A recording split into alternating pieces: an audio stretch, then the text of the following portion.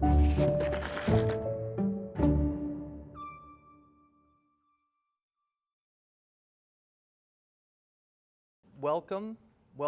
to September 1st, and it is we're already there. We're getting close to fall, and it's the 1st of September, and it's the first FOWL first Thursday of the fall emanation of this. So this fall 2022, and we want to say thanks to FOWL, our friends of the Waccamaw Library. See Diane Stern back there.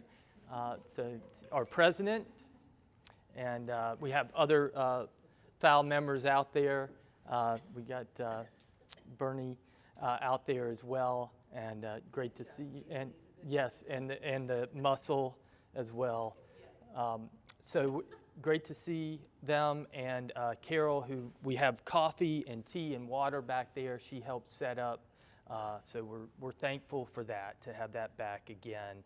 And we have Aaron Brickle. We want to say thank you to him, our videographer today. This will be filmed, this presentation, and it will be up on the Georgetown County Library YouTube channel afterwards, so you can review it there and get some extra nuggets of wisdom.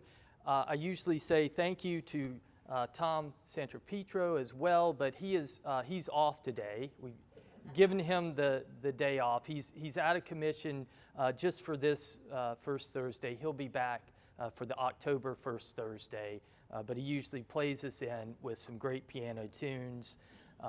So we say thank you in absentia to Tom.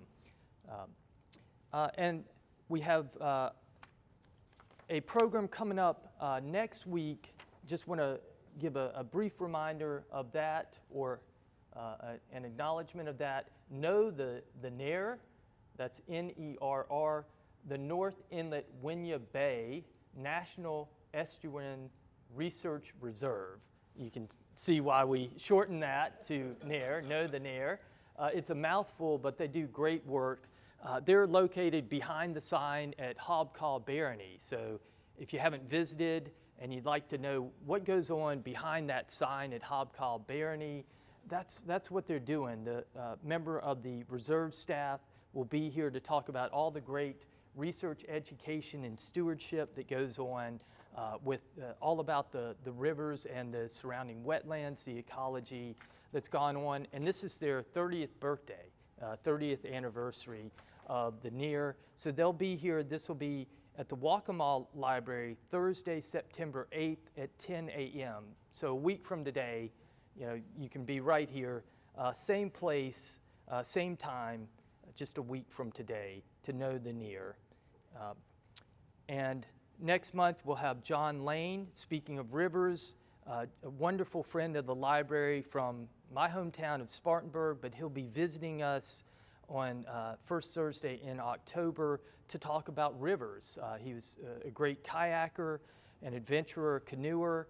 He went from put in his backyard in Spartanburg, went all the way in his canoe down to the mouth of the Santee into the ocean down here. I think it took him 11 days on a canoe, and wrote all about it. But he's written about South Carolina rivers for decades, and he's going to tell us all about that for our next first Thursday in October. But today we have a real treat, and I know several of you know him and know his good work. He's been a teacher with OLLI, the OLLI program, for years, and we got him kind of freelancing for us today. But Samih Baalbaki is with us today. He's a native of Beirut, Lebanon, and he's going to give us something that we can't get from the talking heads on TV and radio, about the Middle East. The Middle East today is his topic, but he's got an insider vision, an on-the-ground vision of the cultural politics, the social atmosphere, the economic drivers of the Middle East today. And so we're thrilled to have him sharing that personal expertise and experience with us. So please welcome him in today. Thank you, Dan. Thank you. It's great to see some familiar faces, and I'm really honored to be here. It's actually my very first in-person talk presentation, but we haven't stopped. When COVID started and all the activities kind of were suspended for a while and then completely canceled, we started Zoom meetings. And if you're interested, we have a group of about anywhere from 30 to 50 people that meet every Tuesday. If you're interested, let me know. I'll add your name on the list. Today I'm going to talk a bit about the Middle East. What do I say about the Middle East? I mean, these are courses that I have been teaching for the last 7, 8 years. So there's so much to say. I'll start with, or I'll try as much as possible to be on the point, focus on the main events today, and then I'll open the floor for questions.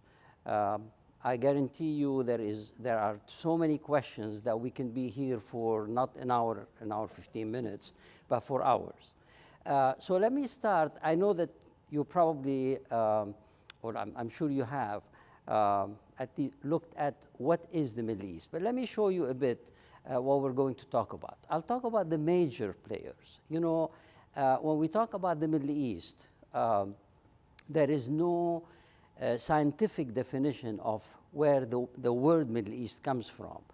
At CCU, we had, I think, an ambassador, somebody from the State Department, who said, who told us, actually, shared with us, the fact that when we talk about the Middle East, it's the definition that the CIA has for the Middle East.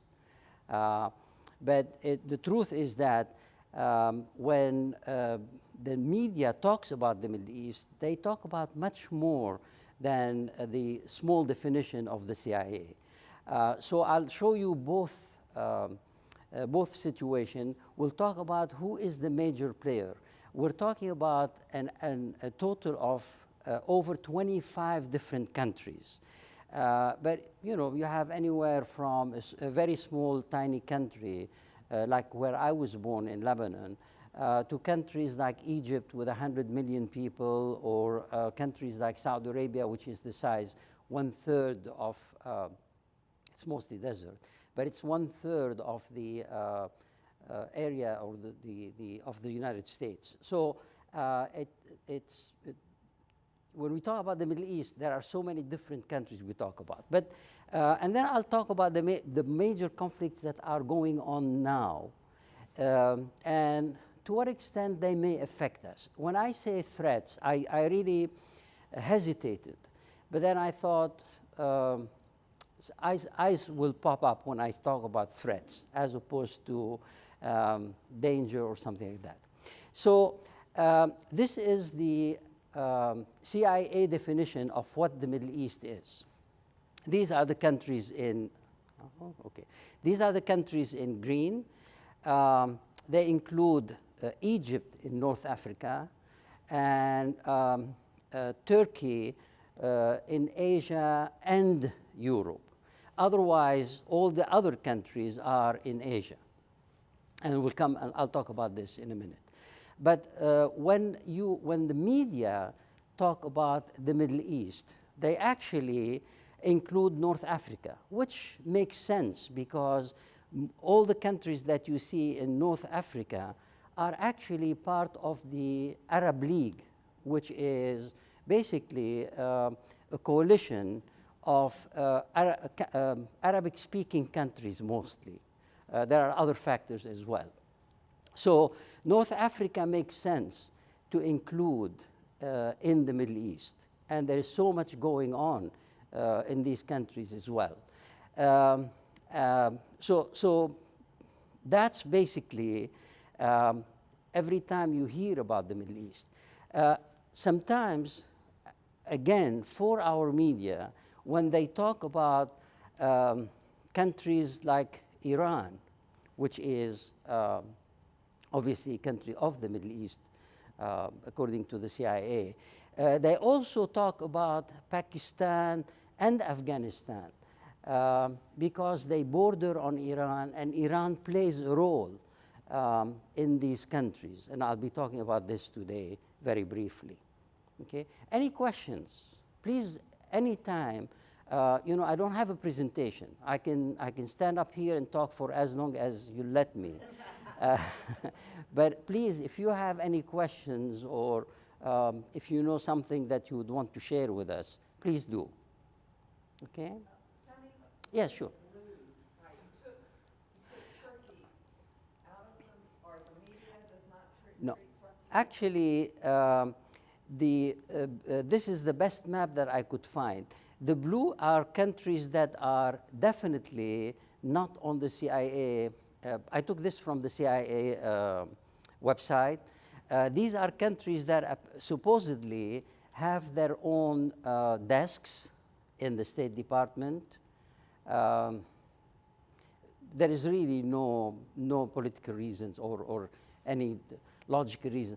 And actually, I remember the State Department person that talked to us said that for the longest time, the people on the ground fought the idea of the Middle East desk is confined to just these countries because, it's almost like isolating. It's almost like two desks next to each other wouldn't talk to each other about something that is happening, the way before, especially before 9/11. But all these are, as far as I'm concerned here, it's just to give you an idea about geographically the area that we would, when you hear Middle East, what are the countries that would be involved? And I can enumerate the countries for you, but that would take time. So this is really what is the heart of what we're talking about today. Saudi Arabia is on the map because Saudi Arabia is extremely rich in oil and gas. Saudi Arabia is also extremely rich in minerals that they haven't really started. I mean, minerals, all kind of minerals that I cannot even pronounce the name of, but stuff like silver and gold and platinum and uranium and stuff like that. God does things in a funny way, in a way. This whole desert is full of minerals, and maybe because it has been a desert for, millions of years, it has developed a lot of the new minerals, or the minerals that we use in our industries today. But Saudi Arabia is not seriously interested in developing these minerals. They do have an organization. I worked for that. I worked with, rather, with that organization. And they are really mining the mines, mining these minerals for future reference, because they know that eventually oil will vanish. Even though Saudi Arabia plays a major role, and you probably have heard that our president has been there, and with all the problems that we've had with the crown prince and so on and so forth. But Saudi Arabia knows very well that they have two major drawbacks. Number one, they are underpopulated. I mean, again, it's a huge country, but at best, they have about 8 million people, compared to their nemesis, really, Iran, that has close to 100 million. You can, for the Saudis, they're very conscious of the fact that they can play a role as long as they have the resources, whether it is gas, oil, or other minerals, but they will never be able to play the role countries like Iran, the major players that I'll be talking about. So Saudi Arabia is really, if you want, the heart. Another advantage or another kind of an advantage Saudi Arabia has is that it houses the two holiest places for Islam, which is Mecca and Medina.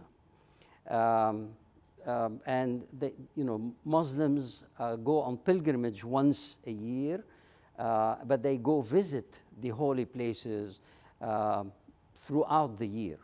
So that gives Saudi Arabia a bit more weight. But I'll be, in my view, and I lived in Saudi Arabia for a while, and I visited Saudi Arabia many, many, many times. In my view, Saudi Arabia will never play a major role, again, because of mostly the small population and the fact that it is a monarchy that is extremely conservative. Now, with MBS, with the new crown prince, things are changing, but I still consider that they will never carry the weight that the other countries in the Middle East will carry, the ones that I'll be talking about.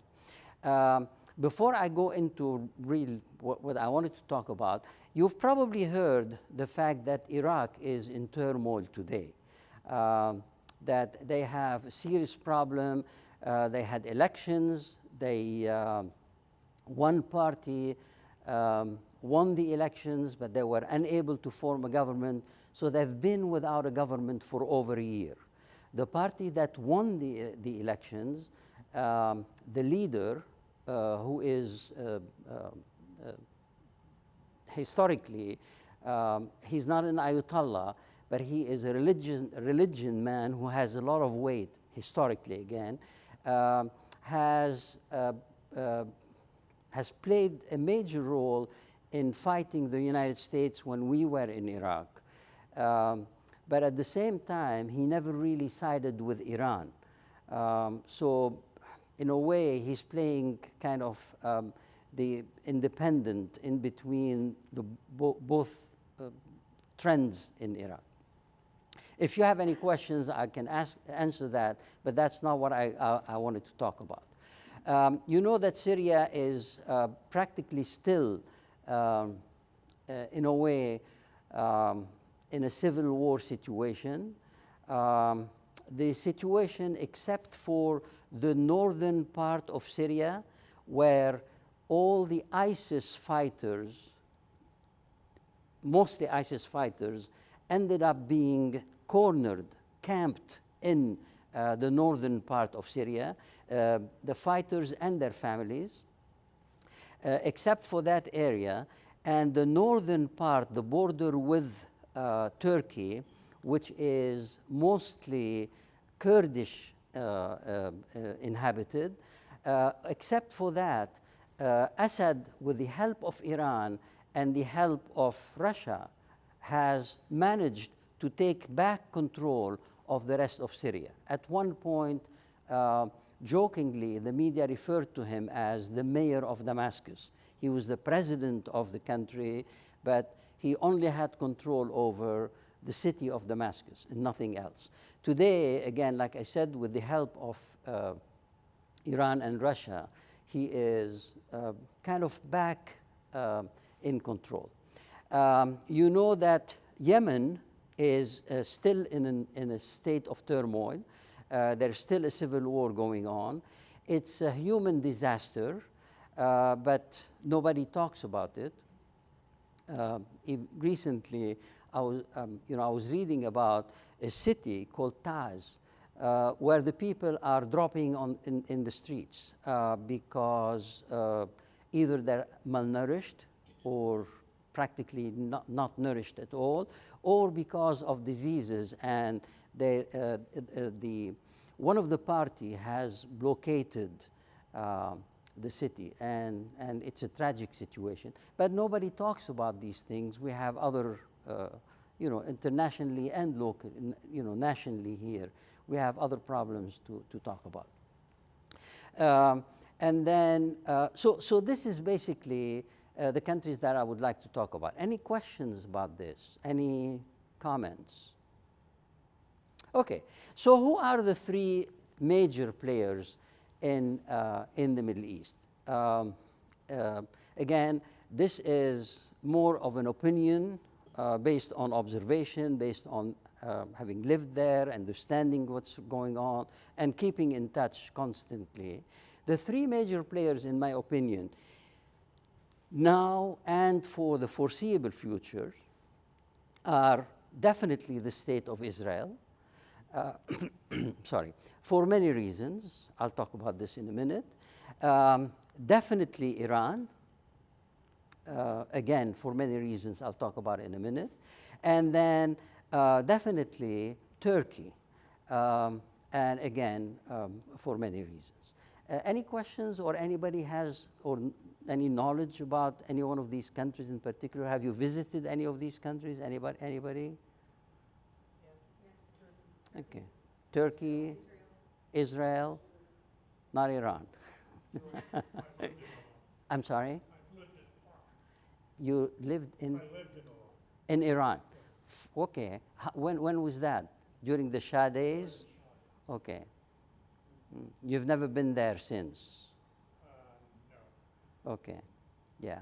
I've visited Tehran, just Tehran, several times during the Shah days, but not since the revolution. Yeah. And of course, things have changed tremendously. So why am I saying that? Let's start with Iran, since the gentleman has lived there. Why is Iran a major player? Iran is, unlike Saudi Arabia, for instance, or even Israel, or even Turkey. Iran has an extremely long history. Iran is in the Bible. You know, you look at a country like Iran, or the Persia, or whatever the name was. It goes back at least 3,000 years, if not more. And over the years, they've played a major, major role, sometimes positive, sometimes negative, in either creating or contributing to civilization, or in other cases, especially most recently, in the last maybe 30 years, basically sabotaging what's going on in the area. But Iran has also, other than the fact that it has a very long history, it also has a large population. And the Shah, and this gentleman can tell you, the Shah did a great job in the Shah who was toppled in 1979. So we're not really talking about hundreds of years, had made a very good job in taking Iran from practically from away from their environment, their immediate environment, into the modern times. He embarked on what he called the White Revolution at the time, which was industrializing the country, reinforcing the military, advancing the education no end, and sending smart young Iranians all over the world, to the United States in particular. So you have a class, and you know, education and civilization don't happen overnight. You know, Saudis, for instance, try to do the same thing now. But it takes more than a couple of generations for a country to really become civilized, cultured. You know, I hate to use these words, but this is the reality. So in spite of whichever way you feel about Iran, we have to admit that they have a long history of civilization, that they entered modernity, the modern life, thanks to the Shah, who ruled for about 30 years, who completely mismanaged the country because he went against the culture. You know, he almost wanted to drag them from I don't know, the 16th, 17th century into the 20th century just because I said so, not because gradually he got them there. But he established very strong basis for the strength of what we see today in Iran. And, you know, just in passing, you know, we talk about the Iran nuclear power or nuclear endeavor. Guess who started that? Guess who financed that? Guess who encouraged the Iranians to start this? We did. The United States actually, not only Iran, several countries. It was Eisenhower who at the time felt that, you know, because he was in the Second World War and he saw the horrors of war, he didn't want wars anymore.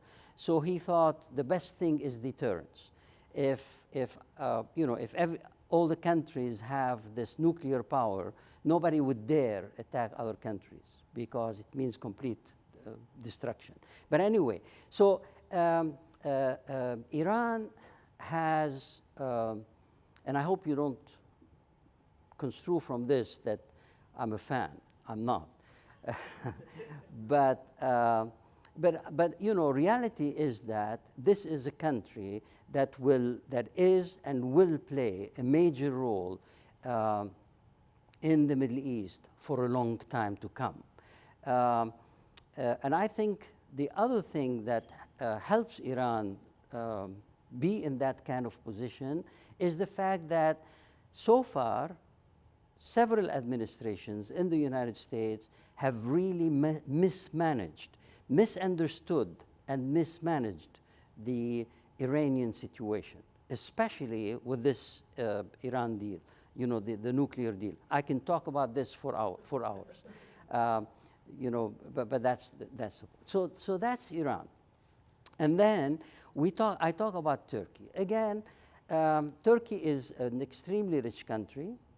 The one thing that I miss saying is that also Iran has a lot of natural resources. Other than oil and gas, they have minerals, but they also, except for, again, mismanagement more than anything else, they have, it's an agricultural country that can, at one point, was aiming at becoming self-sufficient in terms of food self-sufficient, which is a big advantage in any country, as we know.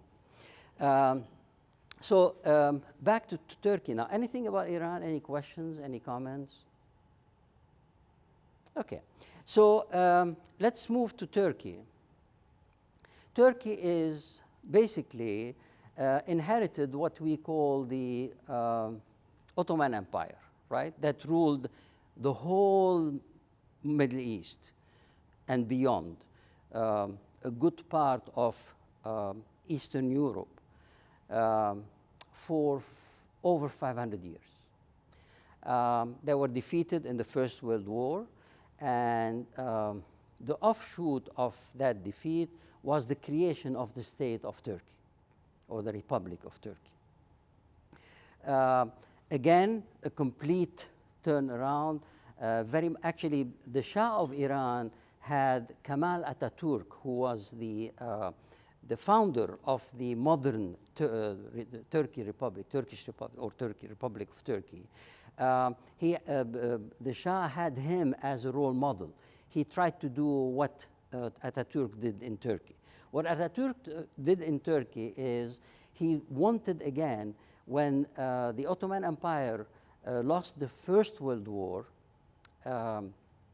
in the mind of Atatürk, who was Western educated, and he was not the only one, there was a group of them called the Young Turks that were Western educated, that had lived in the West, and realized that actually what is holding the Ottoman Empire, that had all this territory, all this population, and all these resources, what was holding them is, and it's not, it's not talking about any religion or anything, is their interpretation of Islam.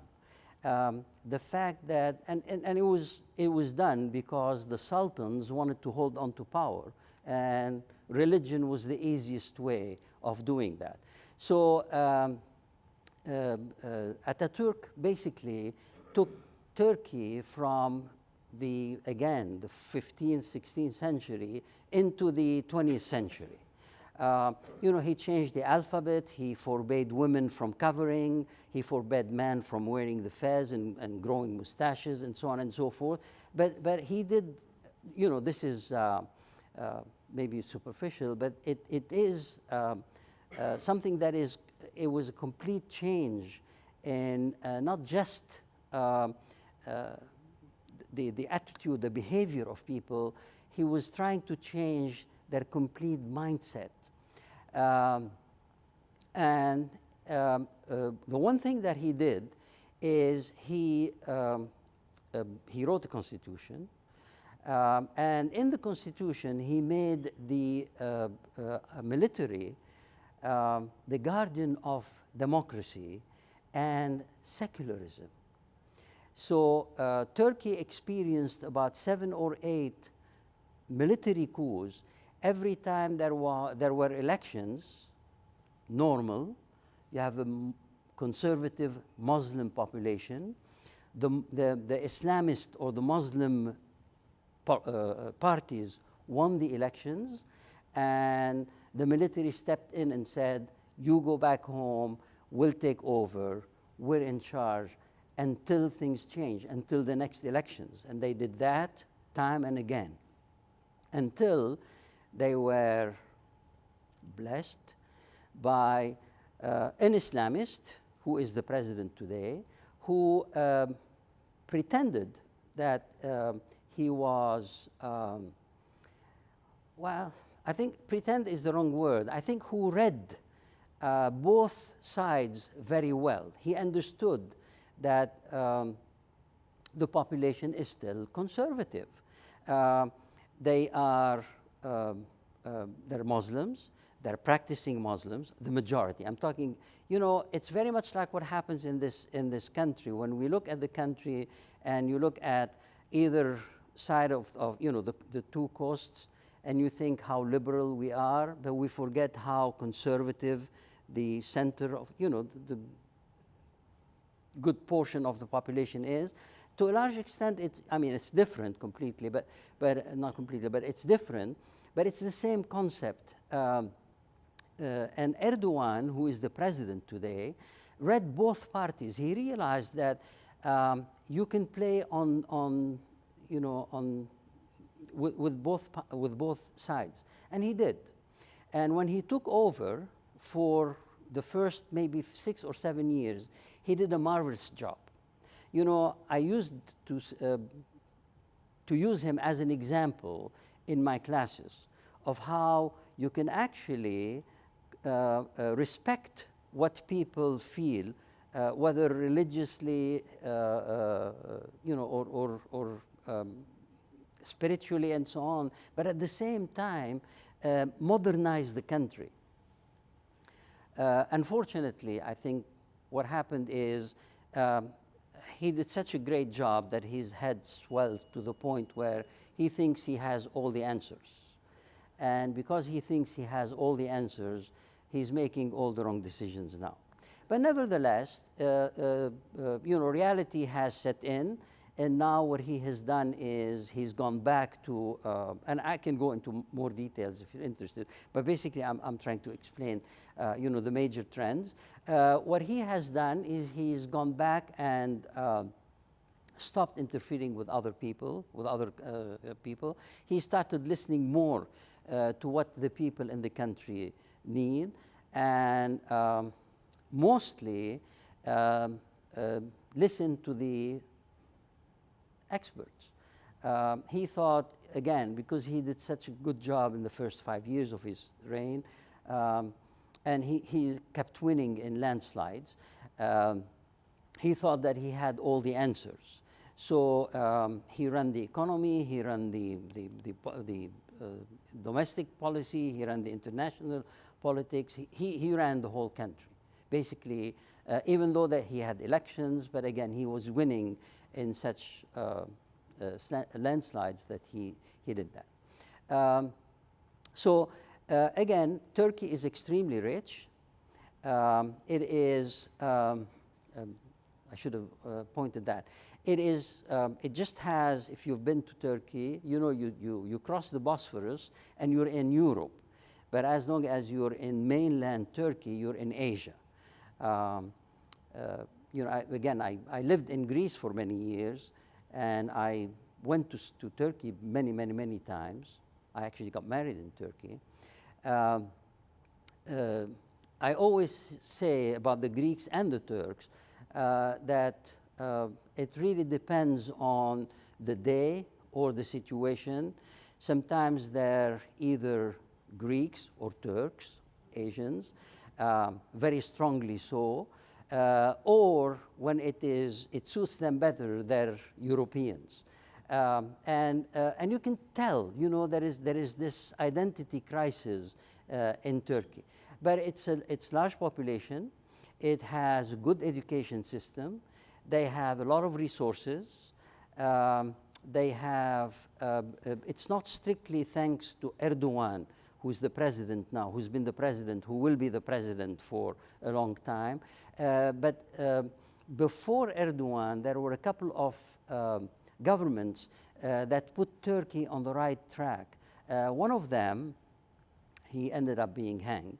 But one of them was actually in, I think, assistant governor or sub-governor of the IMF, who went back to Turkey, got into politics, and ended up basically creating a very strong economic system that Turkey still survived on. And because of the fact that Turkey is part of NATO, wanted to become part of the European Union, but many reasons didn't get the chance to, or wasn't accepted into the European Union. Turkey has a major role to play in the at least foreseeable future. I think long term as well. Any questions about Turkey?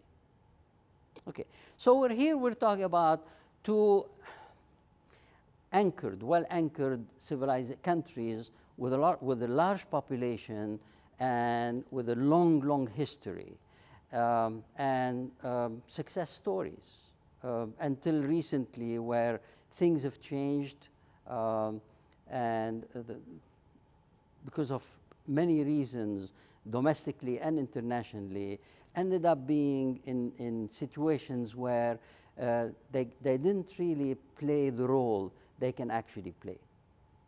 Okay? Now, the third country that I think will have a major influence, will always be a major player in the Middle East, again, long term, is Israel. Now, we're talking about a country or a state that is 70 years old, 70 plus years old.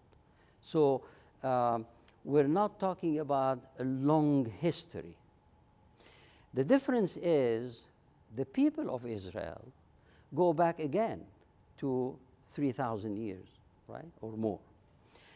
So we're really talking about a population that has a long history.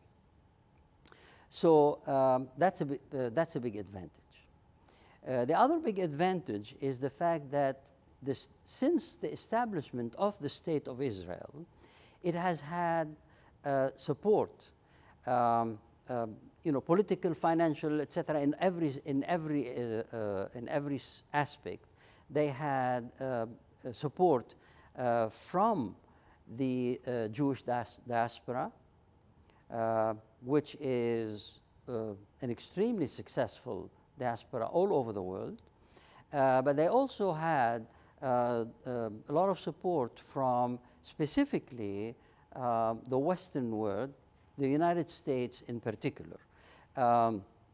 Europe up to a certain point, historically right after the Second World War because of the Holocaust, But in the last probably 30, 40 years, it was, after the 1967 Six-Day War, it was mostly the United States that had almost an unconditional support of the State of Israel. Now, why would Israel be a major player in the Middle East for the foreseeable future, or maybe long term? Like I said, it's a young country, but it's a very dynamic country. The biggest advantage that Israel has is it keeps attracting up till today. You think about it, what made the United States a dynamic country is the fact that, at least in the past, in the very long past, we had an influx of people from all over the world, and that brought into the country a lot of different ideas, but also a lot of dynamism that other countries, well-established countries, would not have. Israel is in that same situation, except that they have the advantage of attracting people that are extremely successful in their own right, wherever they come from. So you have people with high education, with high skills, with advanced technology expertise, that are going to Israel for many reasons. One of the reasons can be religious, but also other reasons is that they have the opportunities that they may not have. They have less competition there. There is more encouragement and programs that would help Israel. So the Israeli economy is extremely, the political situation is, I don't know what the word is, other than the fact that it is chaotic. Even though it is chaotic, it hasn't affected the fact that the economy, as well as the development of the country, is going in strides. Israel compares to a first world country, and in some cases probably compares more favorably than many other countries labeled as first world countries.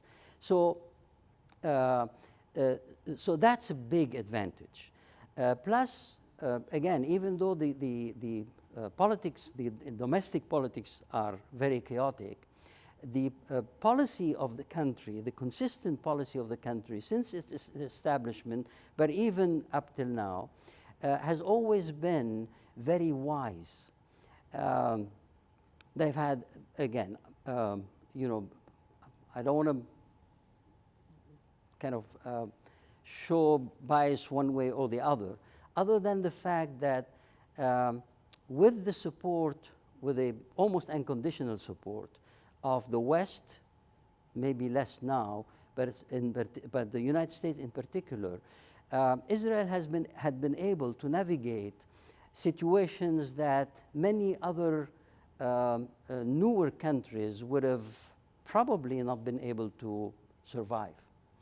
But as well, what they also have done is they have, because of the technological ability that they were able to develop internally, domestically, they have been able to very easily make themselves indispensable in many instances. I'll give you an example. I know, up until the Trump administration, most Arab countries boycotted Israel, meaning you can't, no country officially can deal with Israel. Politically, economically, in some instances even sports events. And just recently there was an incident where an Arab, I think, chess player refused to play and basically forfeit her chance of winning because she didn't want to play against an Israeli. So it's an Israeli player. So in a way, up until recently, officially at least, there was this official boycotting of Israel. You couldn't import anything that was manufactured in Israel. If you were an Israeli citizen, you couldn't come with your Israeli passport into any of these 22 Arab countries, and so on and so forth. Now, I know for a fact, because I lived 17 years in Dubai before I retired, I know for a fact that the government in the UAE depended enormously on Israeli with other passports security. A lot of the Mossad, which is the Israeli Secret Service, which is probably one of the most successful Secret Service by necessity more than anything else.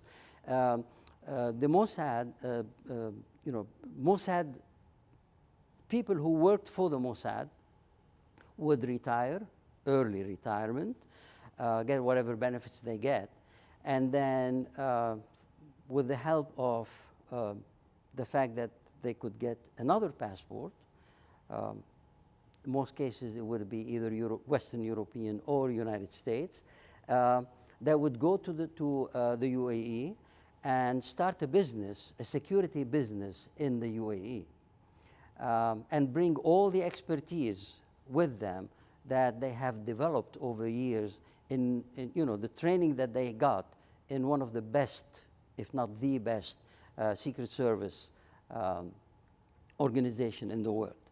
Not only that, but you probably heard about Pegasus, the software that it was the same thing.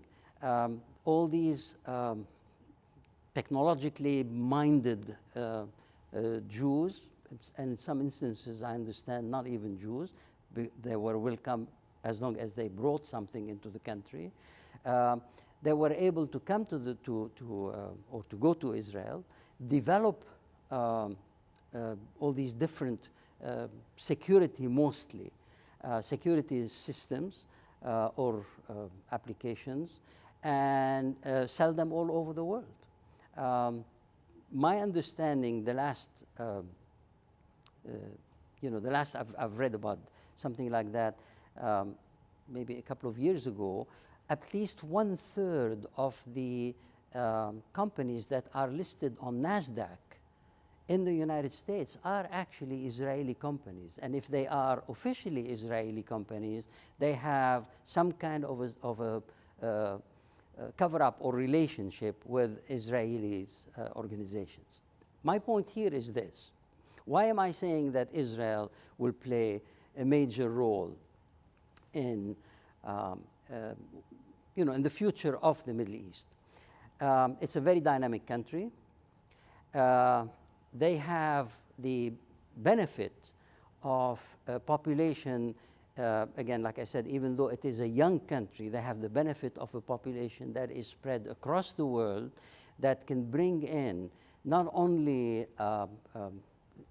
expertise from all these different countries or the different countries, but they can also put quite a bit of pressure on different government in different countries, including this country. Let's face it. They can put a lot of pressure because of their weight, either economically, politically, or in any other way. And then, of course, what happened is, and it was in the making, it wasn't, I think Trump or the Trump administration can take some credit for it, but the countries that actually signed what we call the Abraham Agreement, and I'll talk about this in a minute, they were ready for it. What the administration did, the previous administration did, is they just pushed them a bit, and that's all they needed. Again, like I said, because these different countries were already under the table and I talked about security in particular, but there were many other domains or areas where there were definitely Israelis in disguise who were operating in these countries, in these rich Gulf countries who could afford them.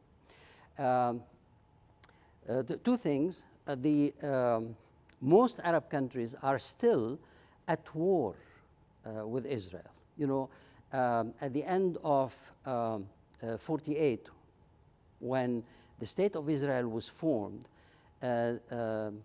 all the Arab countries that were directly involved in the conflict signed an armistice, not a peace treaty. It was an armistice.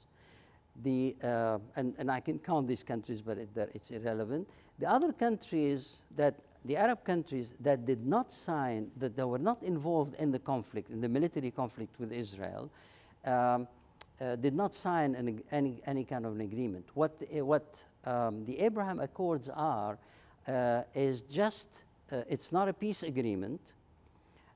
So the whole Arab League is still in a state of war with the State of Israel. But what these different countries have signed are diplomatic exchange agreements, because originally they were not in a state of war with Israel.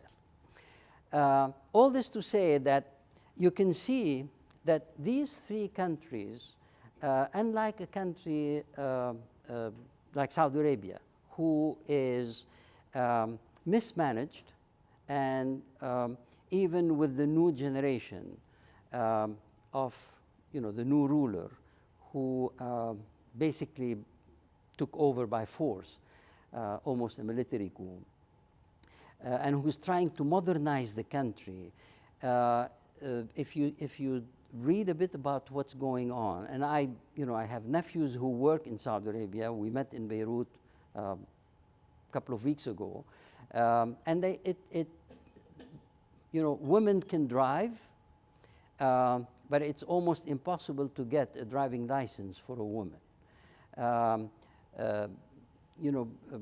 People can go to the movies, but the censorship is horrendous, and so on and so forth. So it's all window dressing so far, and it does make sense, because you don't change the culture just because you have a new ruler who decides this is what we're going to do.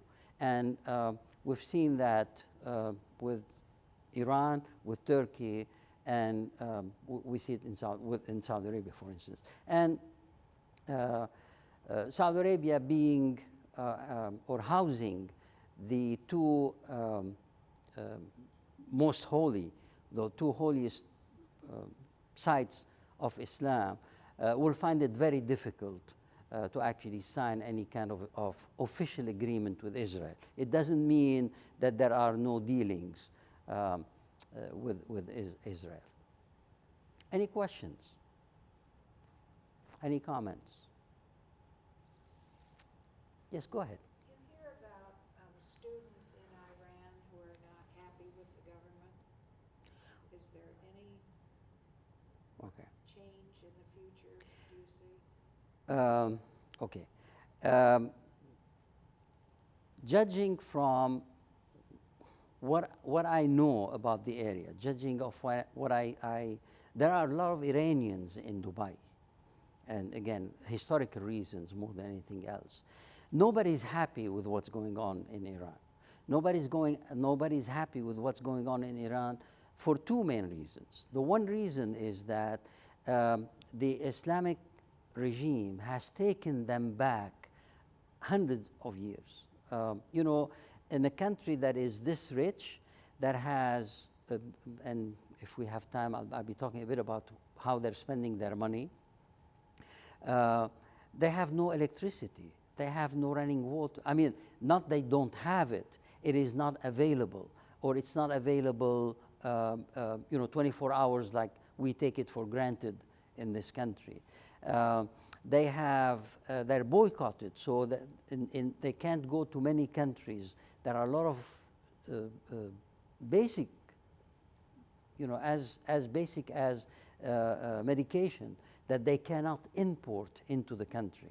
So again, I don't have first-hand information from what I read, from what what my experience in the area tells me. The majority of the people, especially the young people, who can't see any future for themselves, they can't be happy. That's one reason. The other reason is, and that's where I wanted to basically conclude. Iran has gotten into the most, in their mind, the best defense is offense. They know that, it all started with the Islamic Revolution, 1979, and the U.S. Embassy hostages. And that's practically when an international boycott system was established around Iran, right? So ever since then, Iran knew that they were vulnerable. They knew that the whole international community, led by the United States, but mostly by the United States, they knew that they'll be very vulnerable. So what they decided to do is to make themselves so indispensable in the area that they would. It's almost like what North Korea has done. So what Iran has done is they expanded. There are, about Sunni and Shia. Iran is a Shia country. Practically the rest of the Middle East is Sunni, except for a majority of the population in Iraq. Today, a majority of the population, maybe not a majority, the majority community in Lebanon, and in a way, again, partly in Yemen. So what Iran has done is, thanks to, unfortunately, our invading Iraq, we basically opened the door for Iran intervention. And Iran now, and that's why for the last year they were unable to form a government, because the pro-Iranian have lost the elections, and they will not, and Iran will not allow the party that won the election to form a government. Because they have a very, very strong military as well as political influence in Iraq.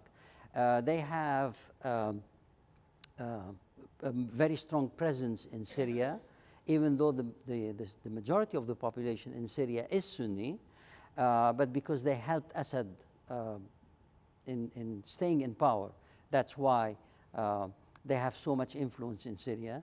They have influence in Lebanon because of Hezbollah, who is openly pro-Iranian, who gets most of its financing and so on from Iran. They have also quite a bit of influence in Yemen, in Yemen with the Houthis. So if you are a young, all this to answer your question, if you are a young Iranian, you can see that so much is lacking in a country because all these resources are being spent outside the country. Not only that, but the chances of a young Iranian to be forced to go and fight in any one of these countries, especially when there was fighting going on in Syria, when there was fighting going on in Yemen, the chances are quite high. So, I mean, it doesn't take a rocket scientist to imagine that there is probably a class in Iran, and I am kind of comparing it to other places that I know have the same situation. There is a certain class that lives extremely well.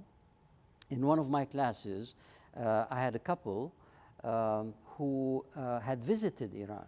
And they said when they were in Tehran, I mean recently, maybe 5 years ago, when they were in Tehran, there were malls with all the brand names that you see, not in Myrtle Beach, but anywhere else.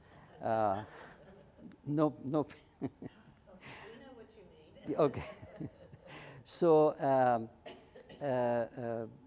there were, European cars driving all over the country, all over Tehran.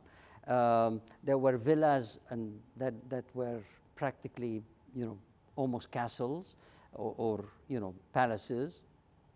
But that's really, and cafes where young people would meet and listen to European music or American music, Western music.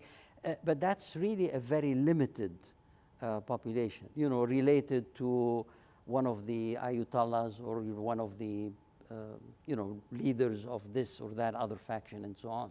But the rest of the population is not. Okay. Other questions?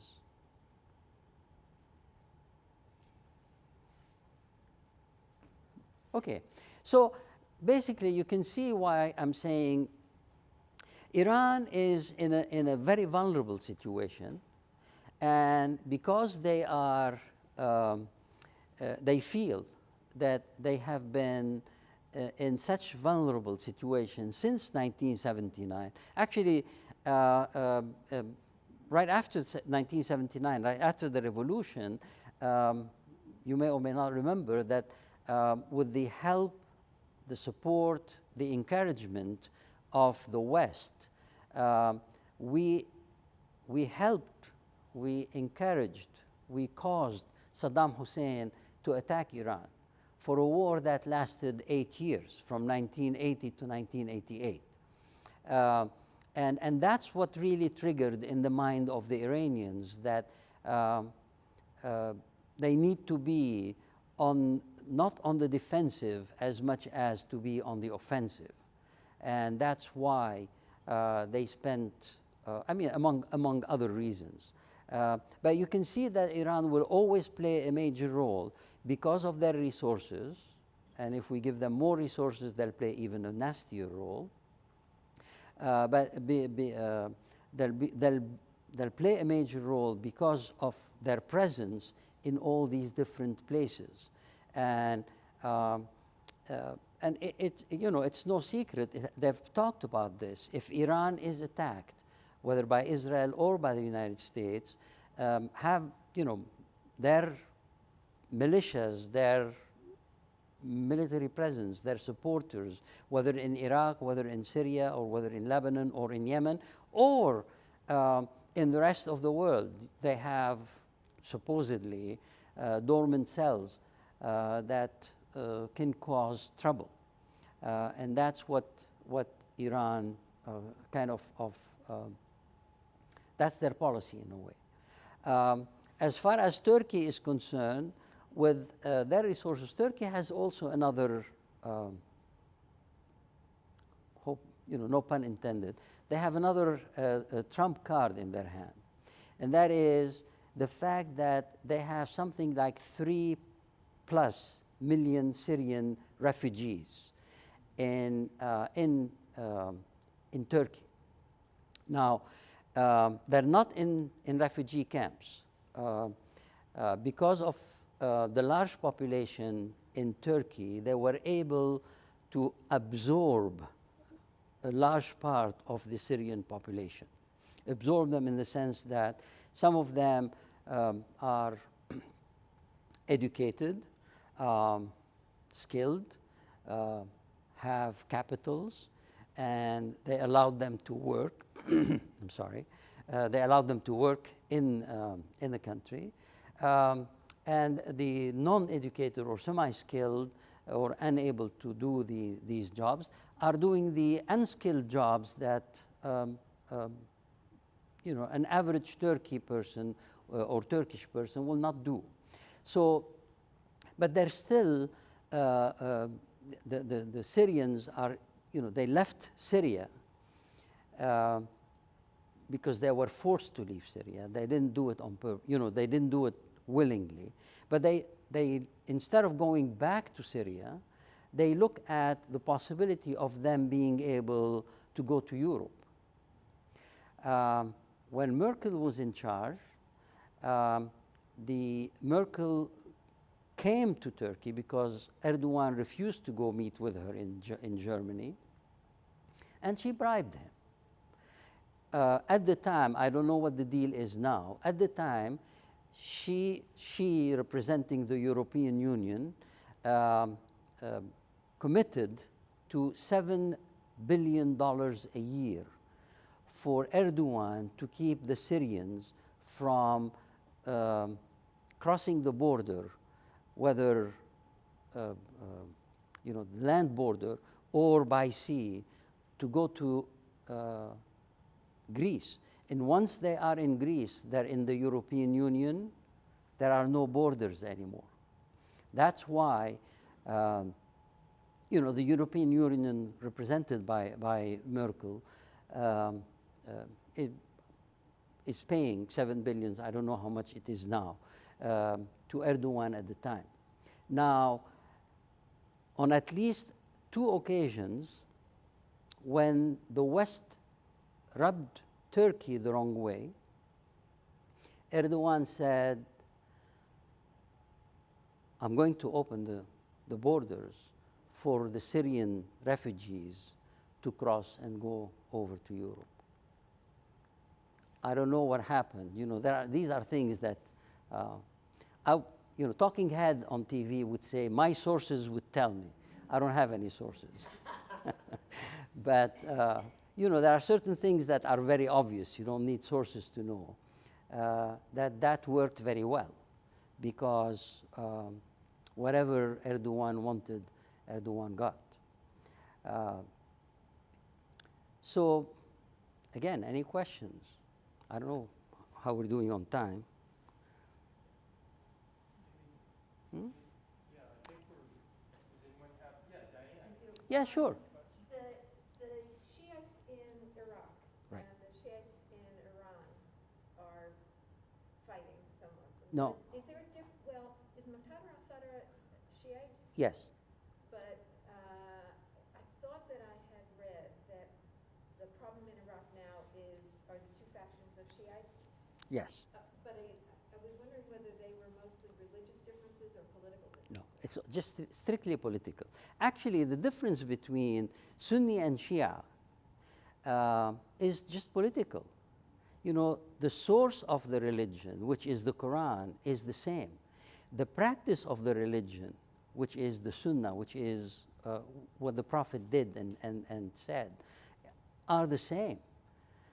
The only difference is that it goes back to 14 plus 100 years when the cousin of the Prophet was denied succession, and there was a group that rallied around him, which in Arabic means Shia. They rallied around him and decided that he is more entitled than the 3 previous successors. And it lasted since. But the difference is really political. Now, back to what happened or what's happening in Iraq.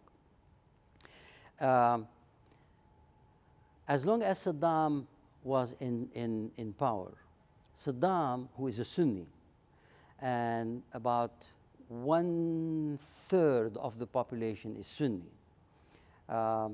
Believe it or not, there was a good 10 to 15% of the population that was Christian in Iraq. Probably not anymore. But as long as Saddam was in power, he was holding the Shia. He was counting on the nationalism, the Iraqi nationalism, versus the religious allegiance. Because for 8 years, Shia soldiers, not all of them, but the majority of the Shias fought against Iran, fought Iran for 8 years.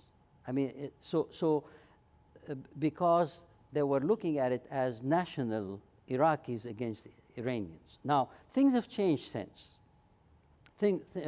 After the 2003 invasion of Iraq by the United States, things went pear-shaped.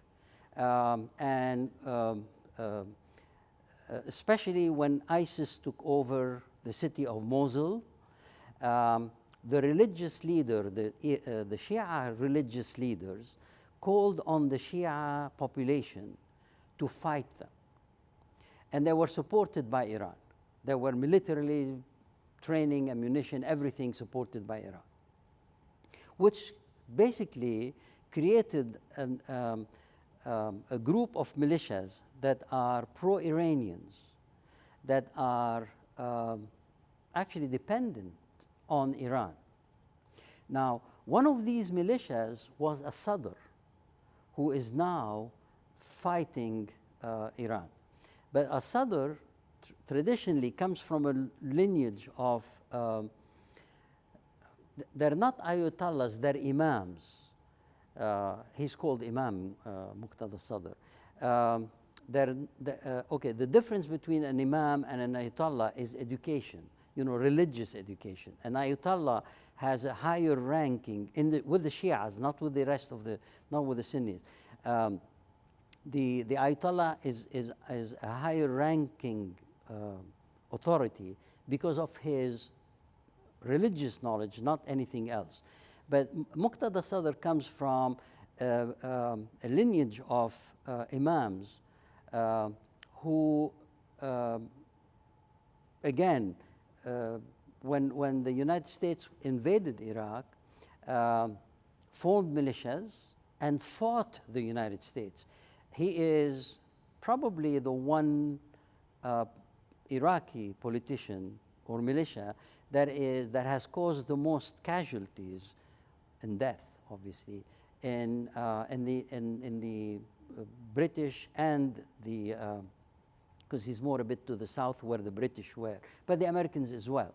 So, when we helped Maliki become a prime minister, Maliki veered completely towards Iran. And when ISIS basically took over Mosul and the militias were formed, the Iraqi militias, the Shia militias were formed, they all sided with Maliki, who is now the opposition leader. And these pro-Iranian militias were governing Iraq for all this time, since we withdrew from Iraq. Now, what happened is, the last elections, Muqtada Sadr took an anti-Iranian stand. Well, he's been veering away from Iran for a while now, but he took an anti-Iranian stand, and he won the elections because he was supported by the Sunnis, but he was also supported by a lot of Iranians who felt enough is enough. Iran is taking us into an abyss. So he won the elections, or his group won the elections, but the Iranian put so much pressure on the parliament and so on, it's a complicated story, that they wouldn't let him form a government, because even though he has the majority. He made the biggest mistake. In politics, I mean, from my observation over the years, in politics, anybody who boycotts any elections or boycotts any political activity will lose. I mean, you may win, it may be a moral victory, but you end up with basically off the table. So he had his deputies in the parliament resign, hoping that this means new elections and he will win more support. What they did, with the Iranian force, which is anti-constitutional, but you can always find a text somewhere. We know that, don't we? You always find a text that allowed them to replace the deputies that resigned. So the result is he can't form a government, they can't form a government, And to put pressure on them, he decided, I am basically giving up politics. It was a maneuver. Unfortunately, it backfired. There are his supporters have gone to the the green zone that we have created. They've gone to the parliament and so on. It may end up with a civil war. But it's Shia in this case. Yeah. Professor, why do you downplay the Abraham Accords? I don't downplay them. Actually, it is a step. It's in the right direction, especially for the role that Israel will play in the Middle East. It is formalizing a situation that was there anyway. It was a step in the right direction, because originally the whole idea of the Arab League was Israel has no right to exist in the Middle East, so we're going to get rid of it, right? 70 or almost 80 years later, talking about this, getting rid of Israel, is obviously, I don't know what the word is, but it doesn't make sense, right? So you have to accept the fact that Israel is there. You can keep on ignoring it and deal with them under the table, or formalize it and deal with the situation, like adults. We do have a problem. What do we do with the Palestinians? What do we do with the Palestinians in Israel and the Palestinians who are outside Israel? There are supposedly something, depending on the numbers, 12 million Palestinians that are in refugee camps. What do you do with that, right? So, so you can keep saying, we will fight Israel and get rid of the Israelis and bring the 12 million Palestinians back to Palestine, or you admit the fact that this is it may have been feasible in 1950 or 60, but it's no more feasible today. So you deal with the situation, right? And you deal with the situation by I don't know why you thought that I'm undermining the Abraham Accords, but I think, like most of what we do is always short-term without looking at the long-term implications. The Palestinians in the refugee camps, and there are half a million of them in Lebanon, with a population of 4 million people. We have 1.5 million Syrian refugees now. So half the population in Lebanon now is refugees. And, the ones that can contribute go somewhere else where they can make a contribution. They come here. They go to Europe. But long term, you have to face the situation of the 12 million Palestinians, who, by the way, are growing. When there are 1.5 million Palestinians in Lebanon, in refugee camps now, in 1948 there were 70,000 of them. There are 1.5 million now. If they keep growing at that same pace,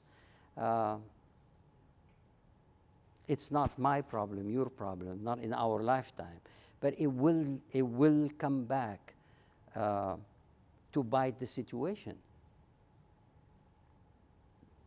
I agree. Right. That's why I think the Abraham Accords are a very good step in the right direction. It's a step in the right direction, but it hasn't really, it's very much, and I'm sorry, I don't want to hold you longer, but it's very much the way I felt about the nuclear deal with the Obama administration. It was the right step it was a step in the right direction. We needed that accord. But we ignored everything else, and that's why we allowed Iran to expand. We gave them more money to expand. So we solved one problem or one aspect of the problem, but we ignored other areas that need to be addressed.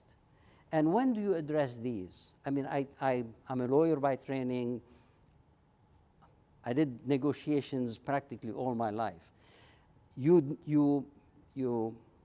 deal with serious problems when the two parties need each other. Now, if Israel feels that now they're not interested in dealing with Lebanon. Lebanon has no resources. They're not interested in dealing with Syria. Syria has no resources. They're interested in dealing with Saudi Arabia and the Gulf countries, because these are the countries where there is constant development and where there are tons of resources. They've achieved that. Now you go to them and you say, so what do we do with the Palestinians? They say, I don't care. But before you dealt with the Abraham Accord, you said, okay, I know you're not going to solve the Palestinian situation, but I want you to commit to do something about it. It's a step in the right direction as well, rather than completely ignore it. At least that's what I learned and taught in negotiation. You know, when you can't give the other party what they want and not get anything in return, or get very little in return, or not get there to commit to something, even if you know that most probably they won't do anything about it. But absolutely, it's a step in the right direction. It's recognizing a fait accompli. It's something that is there. I mean, Israel is there to stay. Not only to stay, my whole premise here is it will play a major role in the future of the Middle East, even though it is a much smaller country than the other major players. But it has so much to offer, and it has so much potential that it will definitely play a major role. But the whole situation in the Middle East will never settle until you address the Palestinian problem. You know, it's regardless of how you feel about it, right? I mean, as a Lebanese, I don't want 500,000 Palestinians in my. Well, they changed your government when they allowed them to vote in Lebanon. Well, yeah, absolutely, yeah. I mean, and they took advantage of the precarious situation in Lebanon, and they kind of participated in causing a 15-year civil war that destroyed Lebanon. So, you know, I don't have feelings one way or the other against them. That's personal. But, you know, you look at the situation and you say, logically, from an outside point of view, how can you settle the situation in the Middle East without taking into consideration the fact that there are 12 million and growing Palestinians in refugee camps? They're not even in the population. You know, they're not even like what happened with the Syrians in Turkey. We have a much more serious problem now in Lebanon with the Syrians. And, you know, I just came back and I could see the only thing that the Lebanese did right is that we didn't put them in refugee camps. Because when they came in 48, they came, the lease for the land from the Lebanese government by the United Nations to set up refugee camps for the Palestinians for 1 year, renewable. That's what, 80s, I'm a good lawyer, but a poor mathematician. I don't know how many years, but that's, you know, you're talking about 48. So you can imagine how serious this situation can be in the long run. Again, I try not to show my personal feelings one way or the other, because that's personal, right? Then nobody's interested. But I try to be objective as well. I try to see where there is a potential problem, or there are potential problems. And you know, I've always said, desperate people do desperate things. I'm having a hard time with the artificial political demographics of the Middle East as compared with the Islamic diaspora that the Middle East is. I keep on wondering if, except for Israel,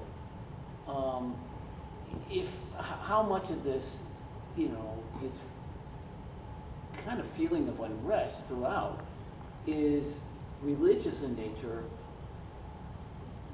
rather than the artificial political lines that were built way back in, like, probably in the 20s or earlier. Well, actually, you're right. That was at the end of the First World War. You're right in the sense that the artificial creation of states for absolutely no reason other than it suited the French and the British at the time is causing problems today. The religious difference, you know, Shia and Sunni, is something that was really created or that surfaced. I mean, throughout history, there had been times when there were conflict Sunni-Shia, but it resurfaced after the creation of the Iranian, or after the creation of, or after the takeover by the Iranian Shia, by the Islamic Revolution.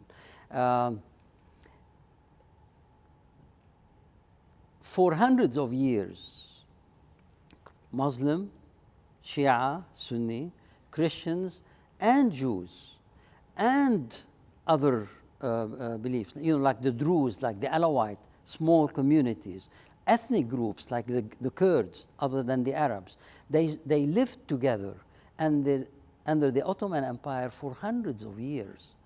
And they lived, I can't say in peace all the time, because nobody lives in peace all the time, but they lived in more or less in harmony for many, many years.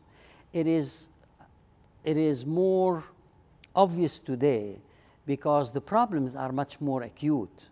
And of course, we're more aware.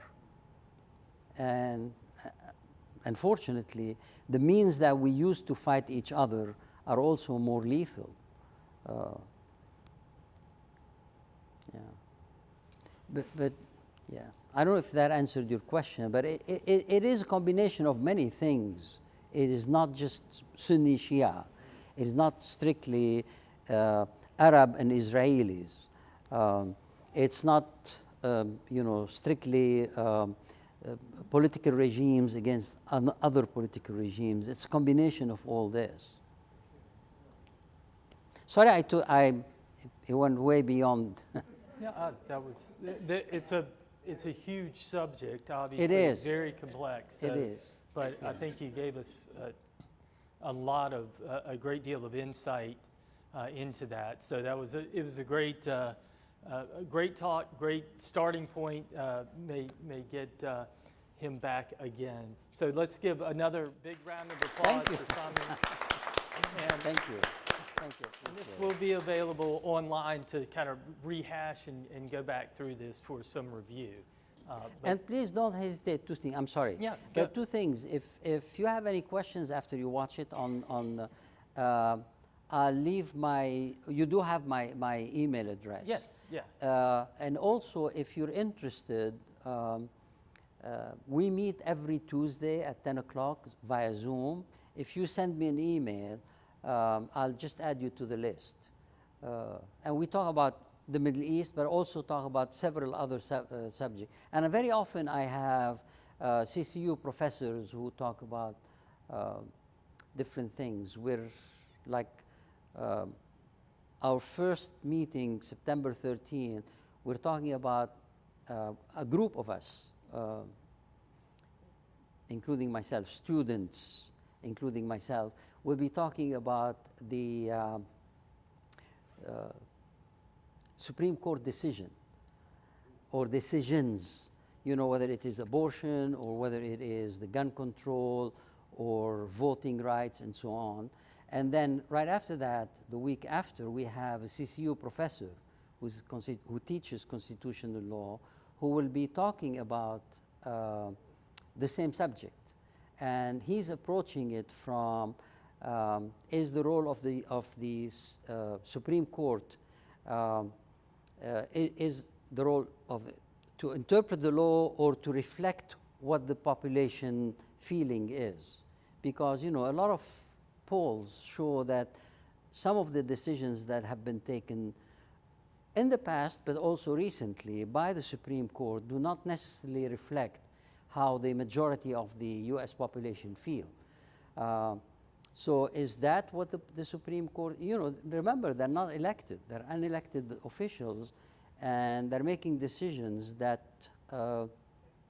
supposedly go against the feelings or the opinion of, you know, especially on gun control and stuff like that. So that would be more scientific than our discussion, you know, because then people will air their. Great. So continuing on. Thank you again.